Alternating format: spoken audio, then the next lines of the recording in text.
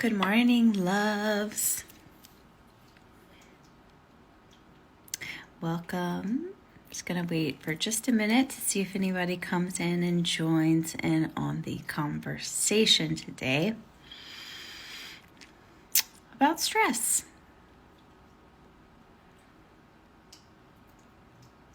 So, let's get started here. And feel free to add your comments. I'm going to post this on other channels as well. Feel free to add your comments. I'd love to hear from you about what you think about this video. The stress. Raise your hand if you think that stress is a part of normal life. Or raise your hand if you think that stress is just something you have to deal with. What I'd like to pose today, my intention today is to pose a little bit of a different thought on stress. And to maybe reframe it a little bit so we can try to understand what your individual experience is with stress. First of all, why are we so applauded for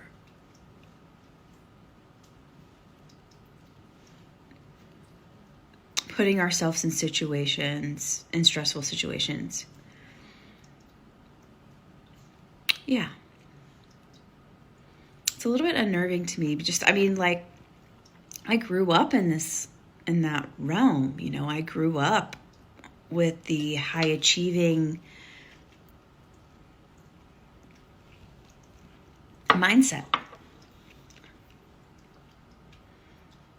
I basically grew up being stressed out about trying to be someone that I was not.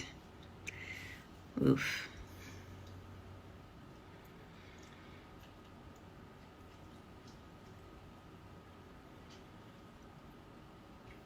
And the unhealthy repercussions of that, if you followed me for a minute, was literally like almost spiritual and physical death. Coping with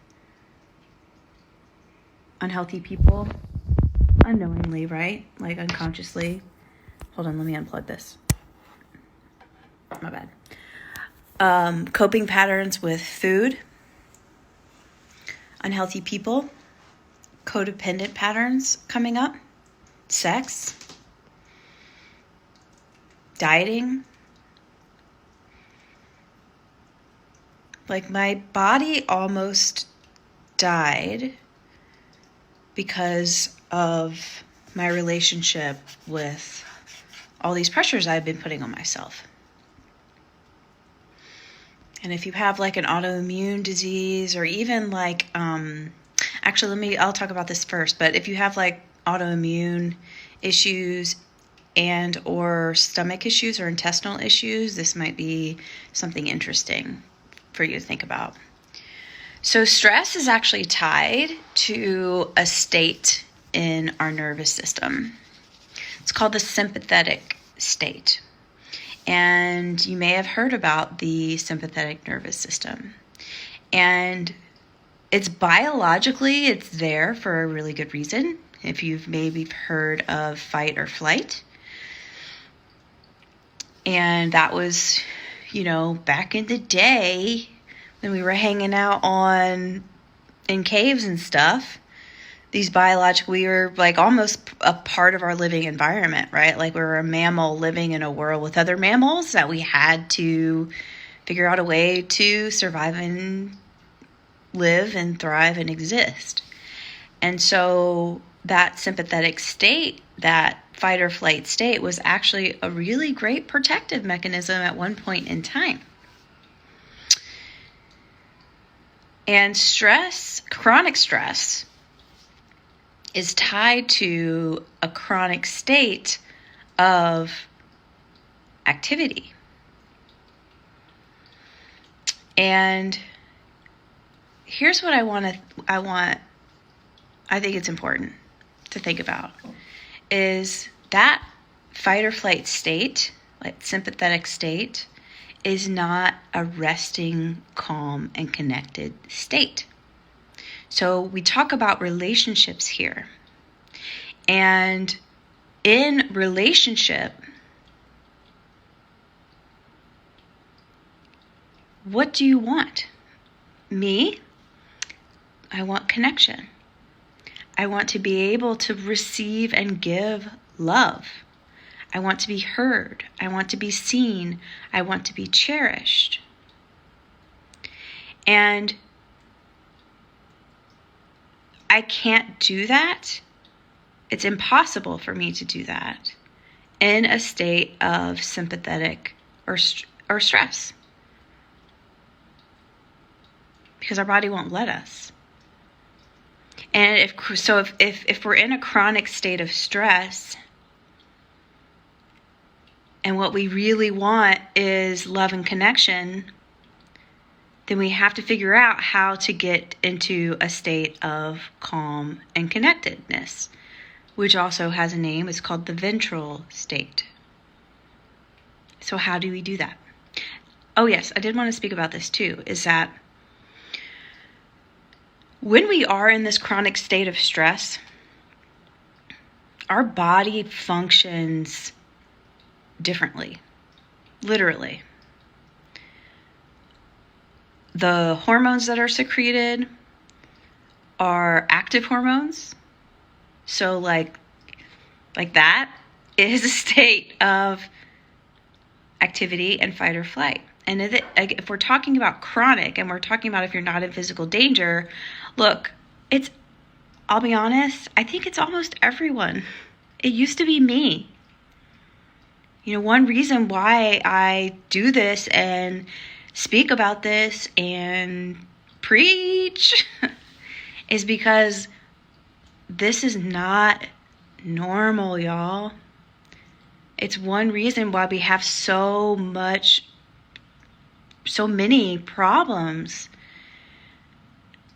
having loving relationships, is because if we are in this fight and flight mode, we cannot feel and we cannot connect with other people. It's not like a state where there's no combination. You can have fun and you can be joyful in like a kind of a mixed state there. And that's awesome, right? For me, I'll be honest, I didn't realize it at the time, a decade ago. But going out and drinking and partying and stuff, that helped me get into that kind of joyous state. Not great, not sustainable, right? And of course, alcohol does other things and drugs do other things, numbing, again, like a state of excitement. So that's kind of another thing, or message me, if you want to chat about this. But biologically, when we are in a chronic stress state, if you've even Googled this, then you know this. But biologically, if we are in a constant state of stress, then the hormones that we are secreting are connected. They're not like our normal biological functions, right? All of our energy goes to the upper part, actually back at the bottom of the neck down to the lungs and the heart area. All of the attention of our bodies goes to that area. So if you have digestive issues, if you have IBS, if you have some autoimmune issues that your body is kind of quote unquote fighting against itself, it's because it doesn't have any other energy other than that energy that it's focusing in this stressful state. So there's a lot of things really connected to this stress mess, like I like to say. But the way that, hey Kimberly, good to see you. The way that we heal this, and this is the thing that I think that's not really talked about that often, is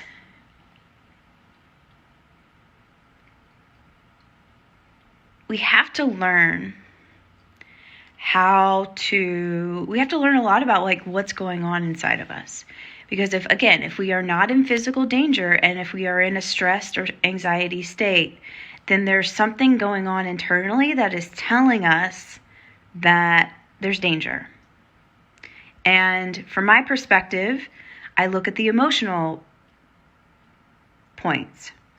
I have clients who have had IBS and autoimmune issues and back issues and all this other stuff, and with some emotional release and emotional clearing, that has either stopped or it's lessened. Actually, I had a client today who said that she's gotten her cycle back after 5 months, which is awesome. Like, that is our normal state of being. That's our body doing its thing. But again, we don't have normal function if we cannot get in a calm, connected, peaceful place. So I think with stress, a lot of people look at trying to cure it by the symptoms. And what I would like to pose is, on the emotional level, is looking at it from a root cause level. So there is likely some parts of us that are feeling, whether it's like repeated emotional trauma from the past, which is likely, some limiting patterns that really don't really know anything other than kind of what that continuous state is.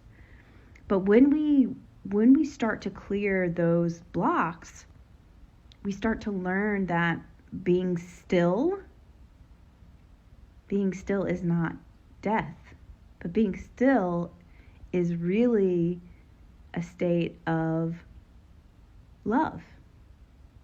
Or joy is a state of being and of feeling and of flow. And the root cause, I cannot say this enough, like getting to that part of us, other than treating it at the surface level and really clearing those emotional wounds and emotional trauma, that is where it's at. And I have a big inkling that this will come to the forefront within the next 10 to 15 years. That's just my thing. I don't know. I know a lot of people that have been working on it for a while, but now I really think it's starting to get into the healing space, and people are going to start to understand this. And I have a tool for you. If you are finding yourself stressed out more oftentimes than not, I have a tool that can help you with looking at this with your experience. The link is in my bio. It's a free workbook that I'm offering for my community, and it's called How to Deal with Anxiety and Receive Limitless Love. It's a tool that I use. It's a tool that keeps me grounded and connected, and I hope that it is helpful to you. Bye, y'all, and big love today.